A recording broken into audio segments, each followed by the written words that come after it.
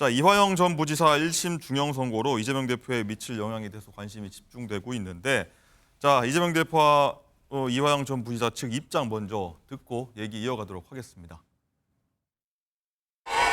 당국 비용이라는 점이 인정됐는데 여전히 대표님과 상의 없이 진행됐다는 입장이십니까? 검찰 추가 수사 이어가겠다는 입장이 됐습니다. 어떻게 생각하십니까? 다음 항소심에서 이종대 증거를 평균적인 법관이 판단한다면 이 결과는 바뀔 거라고 예상합니다. 네, 정갈 기자. 이르면 오늘이죠. 검찰이 이재명 대표에 대해서 추가 기소를 하려고 한다. 이런 얘기가 나오고 있어요. 그렇습니다. 우선 오늘 이원석 검찰총장이요. 대북 송금 판결문을 정밀 분석하고 있고 원칙대로 수사할 것이다. 이렇게 언급을 했습니다. 이런 가운데 수원지검에서는 이 대표에 대한 공소장 작성에 돌입한 것으로 알려졌습니다.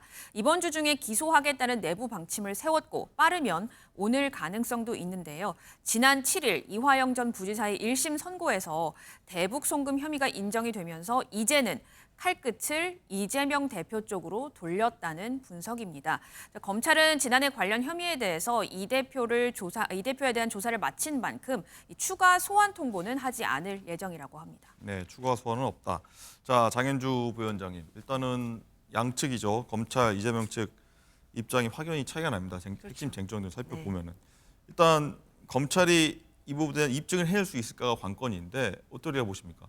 결국은 이화영 전 부지사가 이제 관련해서 대북 송금 혐의의 유죄 판결을 받았는데요. 관련해서 이재명 당시 지사가 이 부분을 알았다던가 또는 보고를 받았다던가 승인을 했다던가 이런 식으로 직접적으로 관련이 있었다라는 점을 검찰이 입증을 해내야 되는 부분, 이것이 가장 큰 쟁점이라고 할 수 있겠습니다. 네. 검찰 입장에서는 10차례 넘게 직접 보고를 받은 것 아니냐 이렇게 의심을 하고 있지만 결국 이런 부분들이 증거로서 입증이 돼야 되는 것이거든요. 물론 그 증거로서는 각종 관련자들의 진술이 있을 수도 있는 것이고 관련된 결제 문건이라든지 여러 가지 문서들이 증거로 제출될 수 있을 텐데 이런 부분들이 과연 정말 직접적으로 이재명 당시 지사가 이런 전반적인 사정들을 알고 있었거나 또는 승인해줬는지 이런 부분을 직접적으로 뒷받침할 수 있겠느냐가 쟁점이 될 것입니다. 다만 아마 검찰로서는 오늘 또는 내일 기소할 수 있겠다라는 보도가 나온다는 것은 검찰 입장에서는 증거를 확보하고 있다라고 판단할 수도 있거든요. 다만 기소를 한다라고 해서 반드시 이 부분이 혐의가 인정되는 것은 아니기 때문에 재판에 넘어가서 검찰이 정말 어떤 증거를 내놓는지를 한번 봐야 될 것 같고 이 증거에 대해서도 아마 이재명 대표 측의 변호인들도 아마 치열하게 또 반박을 할 것이기 때문에 이 부분에 대해서는 또 한동안 쟁점이 계속될 것으로 보이긴 합니다. 예, 이 실장님. 일단은 이재명 대표에게 이 대북 사업을 보고했는지에 대해서 1심 재판을 미루고 있지 않습니까? 네네. 이 의원이 여기에 대해서는 왜 미루고 있다고 보십니까? 이화영 부지사의 재판이기 때문에 그렇습니다. 이화영 부지사의 재판, 그러니까 이재명 지사의 재판이었다면, 당시 지사의 재판이었다면 그게 가장 중요하죠. 왜냐하면 이재명 대표의 지금 혐의가 제3자 뇌물죄거든요. 바로 보고를 했다가 가장 중요한 그런 증거가 될 겁니다. 연결고리가. 그런데 이화영 부지사는 실제로 그 수익이 대가가 자기한테 돌아오는 게 아니거든요. 그리고 이화영 부지사는 지금 가장 중요한 건 이 중간자, 그러니까 실질적으로 수혜가 돌아가는 이재명 도지사를 위해서 부지사로서 쌍방울과 북한 간의 이 돈의 어떤 송금이라든지 이런 것들을 관리하고 보고하는 그런 위치였기 때문에 그 보고 여부가 이화영 부지사의 그런 형량에 직접적으로 연결되지 아니한 그런 상황이기 때문에 판사 역시 그 당시에 이것은 이화영 부지사의 어떤 재판이기 때문에 이재명 지사에게 보고를 했느냐 안 했느냐를 다투지 않는다라고 명시를 했어요. 그렇지만 판결문에 보면 이게 완전히 적시가 돼 있습니다. 형사 11배 신판사가 쌍방울 대북 송금은 경기지사의 방북 관련 사례금으로 보기 충분하다 이렇게 돼 있거든요. 즉 이 판사가 바라보기에 여러 가지 증거와 증언들이 일치하고 있다. 예를 들자면 이재명 지사가 직접 자기 공문으로 사인한 것, 지금 김정은 위원장에게 보내는 공문, 나를 좀 초청해 달라 이런 공문들이 증거가 될 것이고 또 이화영 부지사를 제외한 나머지 관련인 5명이 모두 다 증언이 일치하고 있다는 점, 이런 증거와 증언들이 있는데 말씀하셨듯이 이화영 부지사의 재판이기 때문에 사실상 공개 안 된 증거와 증인들도 있다는 것입니다. 그래서 아마도 검찰은 충분히 할 수 있다라는 자신감이 있기 때문에 기소를 하는 게 아닌가 싶습니다. 네. 어쨌든 이 이재명 대표의 미래에 좀 관심이 좀 집중된 상황에서 어제 민주당이 대선에 출마하고자 하는 당대표 사퇴 시한에 예외를 둘 수 있도록 당원 당규 개정안을 최고위원회에서